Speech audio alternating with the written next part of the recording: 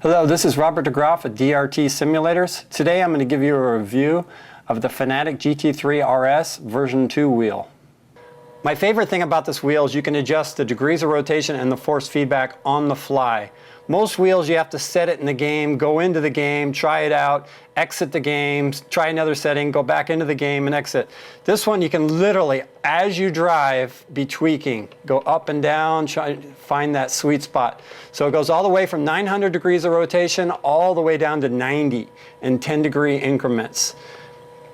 Same thing for force feedback. You can adjust the amount of force feedback on the fly in the game. No need to exit.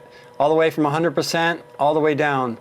Say you're in an hour-long race and your force feedback is set a little too high.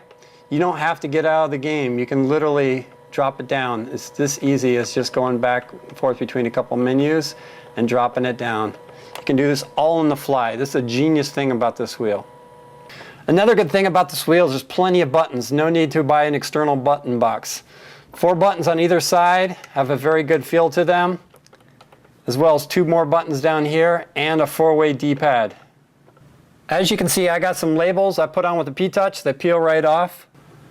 And when I compare it to a G27 wheel, you can see it's just a little bit larger. The G27 is harder, a little bit harder, not as comfortable, and is a little bit more plastic feeling, whereas this has more this professional suede feel.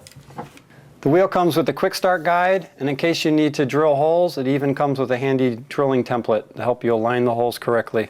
The wheel comes with a nice hefty power cord, the ferrite beads on the connector, USB connection, and a nice connector that connects into the side of the wheel so you can adapt on G27 or G25 Logitech pedals. On the left side you have a USB port for connecting to the computer and a PS2 port for connecting to a shifter. On the right side you also have a PS2 port for connecting a shifter on this side, or the other PS2 port for connecting down to the pedals. Another handy feature is you have an on and off button that powers on and off the unit right here. So if you need to do a quick reset, you can literally try powering it on real quick. If not, press the 3 buttons down to recalibrate the wheel real quick. Very handy. Don't need to go find the end of the power cord and unplug it. I wish all wheels had this power on and off. Under here is a quick button for toggling back and forth between PS3 mode and PC mode. Very quick, very handy. On the bottom are 4 holes for hard mounting.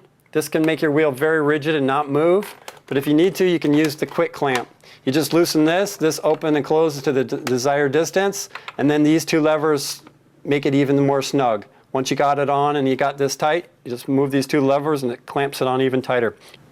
My version 2 came with optional spacers. You can take it in or out. This helps you with the distance of your paddle shifters to get the perfect feel. Notice this space right here, that's where the spacer comes in and out. You can either mount the paddle shifter straight to it without the spacer or add the spacer for this extra distance. I like it with the spacer. Makes for a perfect feel. Very nice paddle shifters, not too small, not too big. I like the feel of the paddle shifters. They're not quite as clicky as the G27, but they do have a good feel and you get used to them. And it is actually nice that they're a little quieter. The wheel comes with the optional sequential shifter and or H shifter. The sequential shifter mounts with 2 bars that come with it, and then these 2 holes in the side literally just slides it in. You get the desired distance and it makes it nice and rigid. It's very easy to switch between paddle shifter mode or sequential shifter mode. While it's obvious a sequential shifter isn't as nice as, say, a Frex sequential shifter, but for the money it's really not that bad. It does have an annoying click sound, but hey, for the money, it's really not that bad. It's got a nice feel. I'd rather have it more exact than be mushy. To play with the wheel settings while you're driving and in the game, all you got to do is hit that button and you use the D-pads, a 4-way directional. You toggle through. You can save different settings. Say you have 2 different cars with 2 different settings, or you're trying to compare to find which 2 are better. You can save one setting as one and another setting as another, and you can literally toggle back and forth, find which is better. Sensitivity is the degrees of rotation of the wheel. Force feedback, the amount of force feedback. Shock vibration from 0 to 100 in steps of 10. The drift modes, this enables you to turn the wheel faster. ABS vibration from 0 to 100 in steps of 1. Linearity from 0 to 100 in steps of 10. Dead zone setting from 0 to 100 in steps of 10.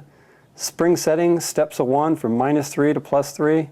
Damper settings, steps of 1 from -3 to +3.